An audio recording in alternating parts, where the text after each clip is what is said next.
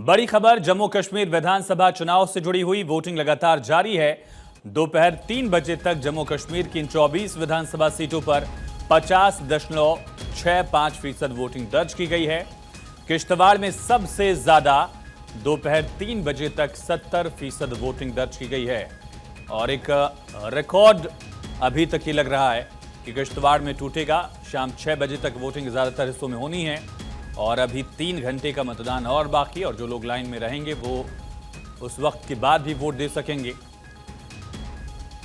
तो विधानसभा चुनाव के लिए मतदान जारी और अब तक वोटिंग परसेंटेज में लोकसभा चुनाव की तरह ही एक बेहतर तस्वीर लोकतंत्र की दिख रही है, जो कमोबेश जम्मू कश्मीर में एक लंबे वक्त तक नहीं दिखी।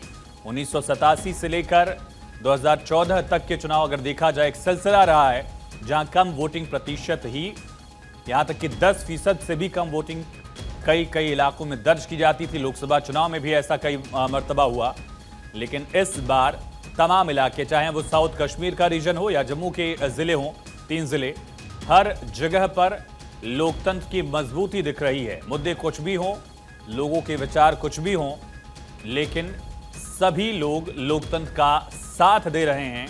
ये एक बेहतर तस्वीर लोकतंत्र के लिए, भारत के लिए। और जम्मू कश्मीर विधानसभा चुनाव में अभी तक अगर देखा जाए, 3 बजे तक का आंकड़ा 50% से ज्यादा वोटिंग दर्ज की गई है। पिछली बार जो आंकड़ा था इन रीजन्स में, खास करके साउथ कश्मीर वाले इलाकों में पीडीपी ने बड़ी बढ़त हासिल करते हुए 11 सीटें जीती थी। 4 सीटें कांग्रेस बीजेपी को, 2 सीटें नेशनल कॉन्फ्रेंस को और 1 सीट सीपीआईएम की, जो लगातार तारीगामी विधायक रहे हैं। 4 मरतबा वो लगातार जीते हैं, 5वीं बार भी टक्कर में हैं। और इस बार का चुनाव अलग है। पिछली बार इन इलाकों में कुल 22 विधानसभा सीटें थी, लेकिन परिसीमन हुआ 2022 में, और परिसीमन के बाद सीटें 22 से 24 बढ़ गई इस पूरे रीजन में। 24 सीटों के लिहाज से चुनाव जारी है। कांग्रेस नेशनल कॉन्फ्रेंस गठबंधन में लड़ रहे हैं, लेकिन एक जगह डोडा में फ्रेंडली फाइट भी है। कुल 5 सीटों पर फ्रेंडली फाइट है, लेकिन इस फेज में 1 सीट ऐसी जहां कांग्रेस और नेशनल कॉन्फ्रेंस एक दूसरे के खिलाफ भी लड़ रहे हैं। 2014 के विधानसभा चुनाव के नतीजे याद करिए। 87 सीटें हुआ करती थी परिसीमन से पहले, परिसीमन के बाद 90 हुई। तब 1 सीट सीपीआईएम के खाते में गई थी। बीजेपी सेकंड लार्जेस्ट पार्टी थी, 25 सीटें जीती थी बीजेपी ने, और सारी 25 सीटें जम्मू संभाग की थी। 28 सीटों के साथ पीडीपी नंबर 1 पर थी, नेशनल कॉन्फ्रेंस 3 नंबर पर और कांग्रेस 4थे नंबर पर थी। पहले चरण में चुनाव कहां है? कश्मीर संभाग के 4 जिलों की 16 विधानसभा सीटें हैं। जम्मू संभाग के 3 जिले, कुल 8 विधानसभा सीटें, 16-8 24 विधानसभा सीटों पर चुनाव जारी है। बिजबेहरा से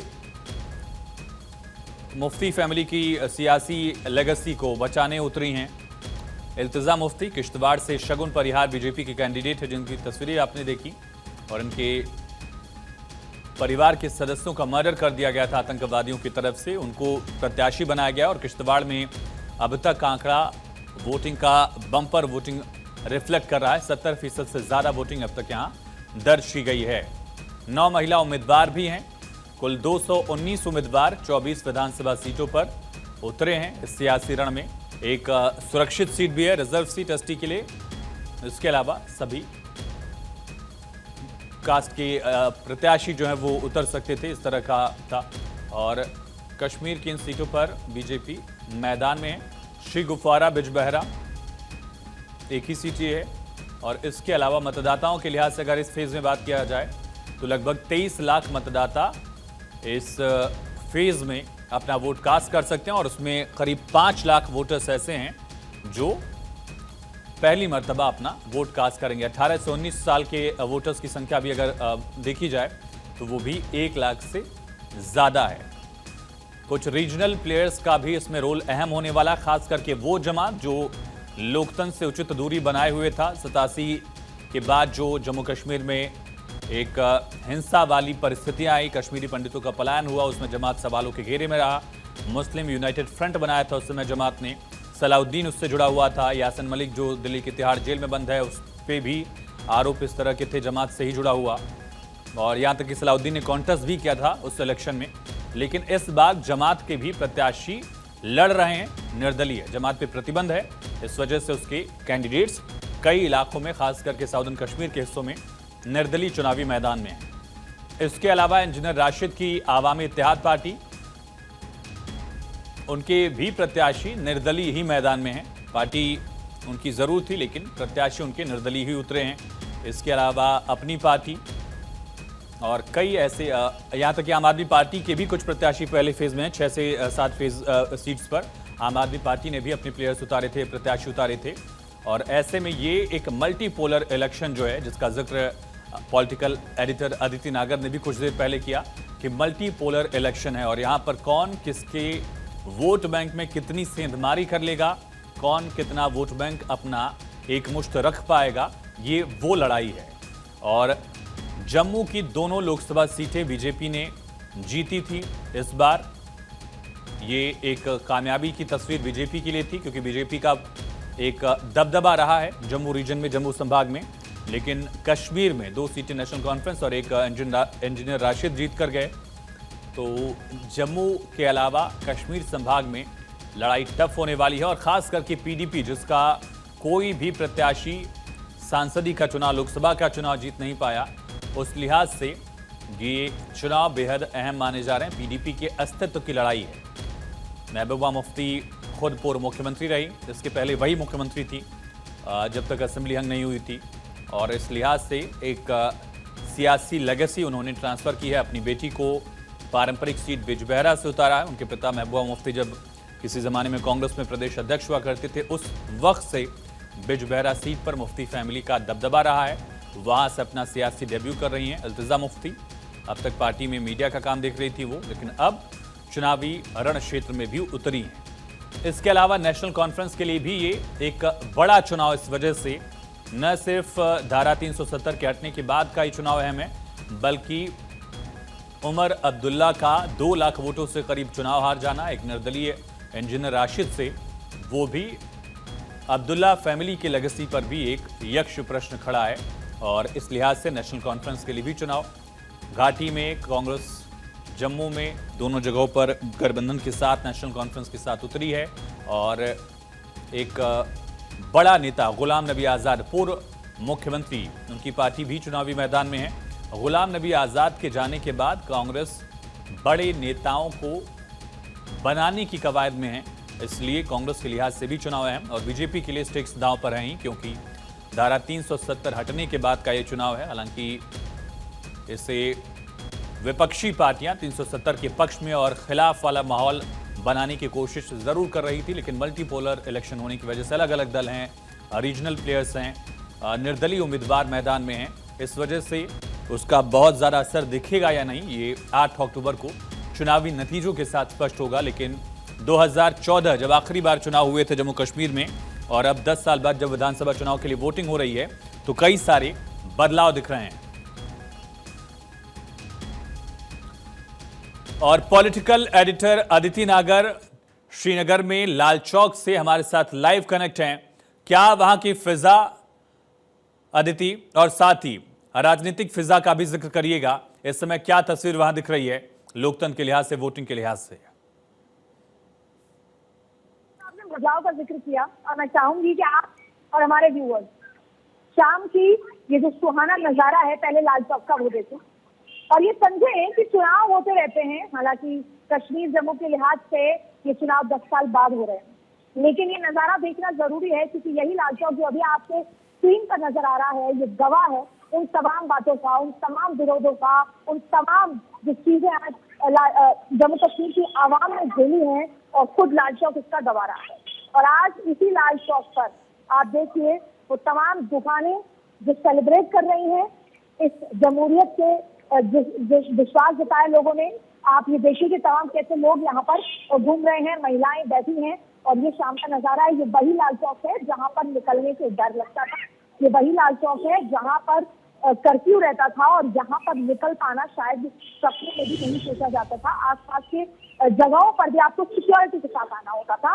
आज जहाँ पर तिरंगा लहरा रहा है, ये अपने आप प्रसाद आयुष आपके लिए, मेरे लिए, यहाँ की आवाम के लिए बेहद सुखद, और मेरे व्यूअर्स के लिए भी ये बेहद सुखद पल।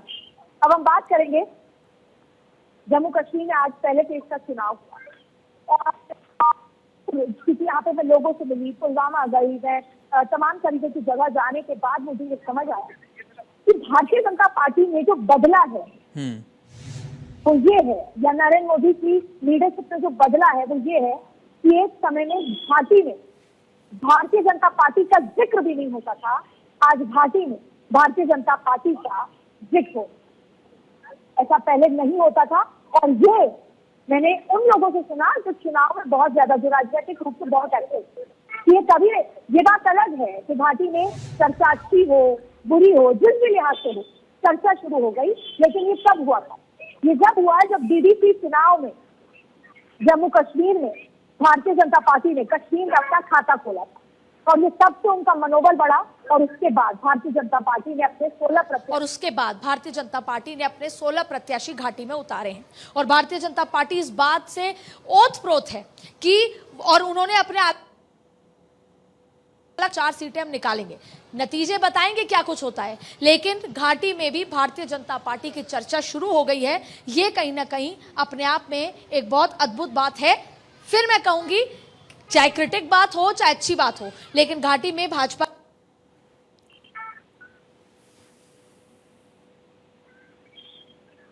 जी आई।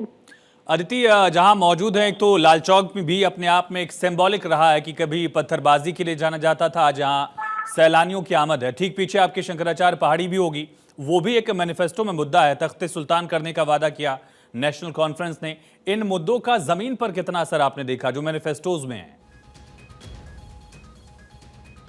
आवाम अभी अपने लिए एक सरकार चाहती है। वो सरकार चाहती है क्योंकि देखिए, कहीं ना कहीं जो पिछले 10 साल में, ये बात अलग है कि 10 सालों में बहुत बदलाव हुए, वो एक बदलाव, बड़े बदलाव की तस्वीर को लाइव दिखाई और बहुत सारे बदलाव हुए। लेकिन जो सबसे महत्वपूर्ण बात है वो ये है कि जो यहाँ की आवाम है, वो जो जिनको देखकर ये नजर आ रहा है कि वो जमहूरियत पर एक बार फिर विश्वास जताकर वोट के लिए बाहर आए हैं, लोकतंत्र को उत्सव मना रहे हैं, वो कहीं ना कहीं चाहते हैं कि उनके ऊपर एक हाथ हो, उनकी एक सरकार, उस सरकार में उनकी सुनवाई हो, उनको सुना जाए, उनकी तकलीफों को।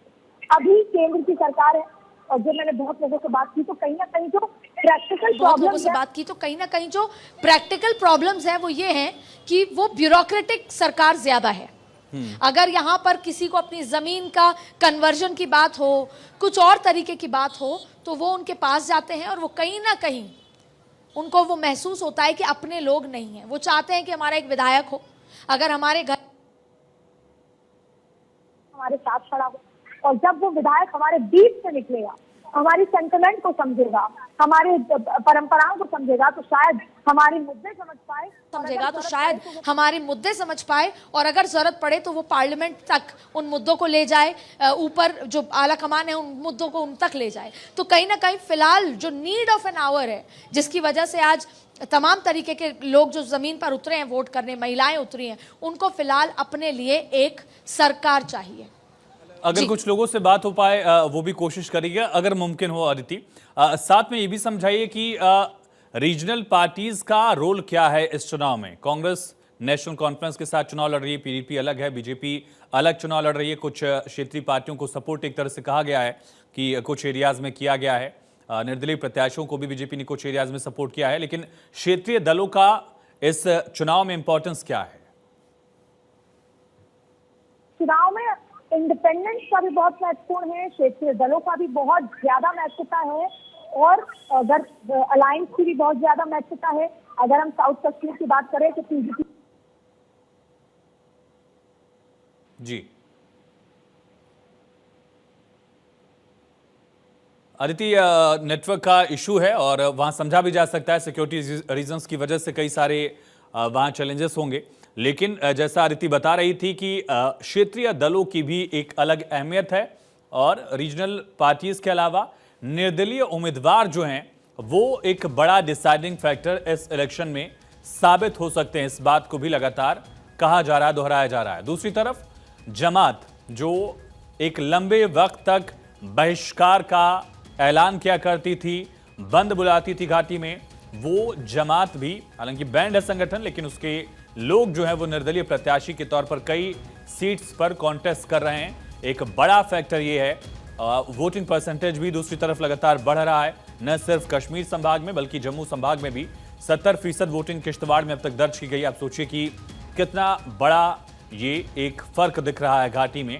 और दूसरी तस्वीर ये भी है कि लोग सुरक्षा को लेकर भी आश्वस्त हैं। लोग जिस तादाद में घरों से बाहर निकल रहे हैं, वोट कर रहे हैं, महिलाएं निकल रही हैं, बच्चे एक तरफ देखा ही आपने लाल चौक पर किस तरह से खेल रहे हैं, कूद रहे हैं, लेकिन वोटिंग लाइंस भी जो हैं पोलिंग बूथ पर भी उसी तरह से लगातार भीड़ जो है वो बढ़ती जा रही है। इससे ये भी है कि सुरक्षा को लेकर भी लोग आश्वस्त हैं। अदिति, आप रीजनल पार्टीज और खास करके निर्दलीय प्रत्याशियों का रोल बता रही थी। बिल्कुल आयुष, निर्दलीय प्रत्याशी का रोल बहुत अहम है। जहां तक अभी 2 फेज बाकी है, इसलिए बहुत खुले तरीके से कहना सही नहीं होगा, लेकिन जहां तक अभी की स्थिति है, एक पॉलिटिकल पार्टी अपने दम पर बहुमत की सरकार बना ले, ये स्थिति यहां पर नजर नहीं आ रही है।